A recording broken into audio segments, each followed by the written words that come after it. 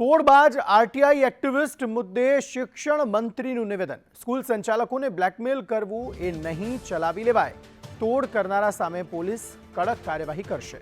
શિક્ષણ મંત્રીએ અન્ય સ્કૂલ સંચાલકોને અપીલ કરી, કોઈ બ્લેકમેલ કરે તો શિક્ષણ વિભાગમાં ફરિયાદ કરો।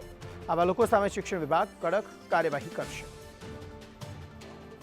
રાજ્યકક્ષાના શિક્ષણ મંત્રી પ્રફુલ પાનસેરિયા દ્વારા નિવેદન અપાયું। સુરતમાં આરટીઆઈ એક્ટિવિસ્ટ દ્વારા સ્કૂલ સંચાલક પાસેથી તોડકાંડ મામલે તેમણે આ નિવેદન આપ્યું છે।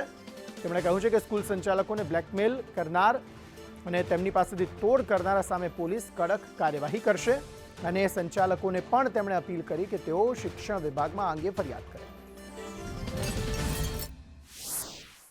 આવી કોઈ પણ ઘટના સરકાર ચલાવી લેવા માંગતા નથી।